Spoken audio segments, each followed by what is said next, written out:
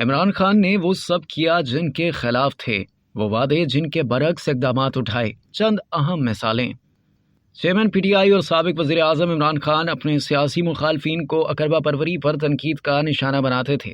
انہوں نے ہمیشہ وعدہ کیا کہ وہ اہم عہدوں پر اہل افراد کو تعینات کریں گے کیونکہ وہ اقربا پروری کے خلاف ہیں۔ تاہم ان کے تمام قریبی دوستوں بشمول زلفی بخاری، نعیم الحق، اون چودھری کو ان کی حکومت میں کوئی نہ کوئی کردار دیا گیا۔ عمران خان نے قوم سے وعدہ کیا کہ پولیس میں سیاسی مداخلت برداشت نہیں کریں گے اور پنجاب پولیس میں اصلاحات لائیں گے۔ انہوں نے وعدہ کیا کہ وہ سابق آئی جی کے پی کے ناصر درانی کو پولیس ریفارمز کمیٹی کا سربراہ مقرر کریں گے۔ تاہم ڈی پی اور پاکپتن کے واقعے کے بعد درانی نے محکمہ پولیس میں سیاسی مداخلت کے خلاف احتجاجاً کمیٹی کے سربراہ کے عہدے سے استعفیٰ دے دیا۔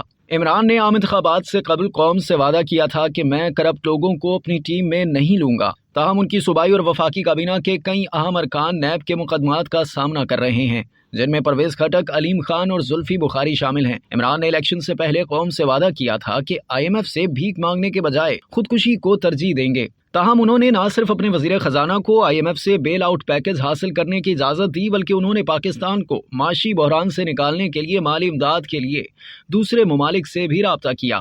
ڈاکٹر عارف علوی نے صدر پاکستان منتخب ہونے کے بعد میڈیا سے گفتگو کرتے ہوئے کہا تھا کہ وہ ایوان صدر میں نہیں رہیں گے، تاہم وہ ابھی ایوان صدر منتقل ہو گئے۔ کابینہ کے دوسرے اجلاس کے دوران عمران خان نے اپنی کابینہ کے ارکان کے غیر ملکی دوروں پر پابندی عائد کر دی، لیکن وہ خود اپنے ہر غیر ملکی دورے میں نصف درجن وزراء کے ساتھ گئے۔ اپنے دورہ چین میں وزیر خارجہ شاہ محمود قریشی، وزیر خزانہ اسد عمر، مشیر تجارت عبدالرزاق داؤد، وزیر ریلوے شیخ رشید، وزیر اعلیٰ بلوچستان جام کمال اور دیگر بھی وزیر اعظم کے ہمراہ تھے۔ عمران خان نے اعلان کیا کہ ان کی حکومت افغان اور بنگالی شہریوں کو شہریت دے گی، تاہم بعد میں نامعلوم وجوہات کی بنا پر فیصلہ واپس لے لیا گیا۔ نواز شریف کی وزارت عظمیٰ سے نااہلی کے بعد عمران خان نے قوم سے کہا کہ کسی نااہل شخص کو پارٹی کے معاملات نہیں چلانے دیں گے۔ تاہم جہانگیر ترین نے پنجاب میں پی ٹی آئی کی حکومت بنانے میں کلیدی کردار ادا کیا، کیونکہ وہ پی ٹی آئی کے پلیٹ فارم پر بہت سے آزاد امیدوار لائے تھے۔ دراصل عمران خان نے انہیں لائف سٹاک اور زراعت کی ٹاسک فورس کا کنوینئر بنایا تھا۔ عمران خان نے وعدہ کیا تھا کہ وہ بیوروکریسی کو غیر سیاسی کر دیں گے، لیکن عمران خان کی پارٹی کی بیوروکریسی میں مسلسل مداخلت نے کئی تنازعات کو جنم دیا۔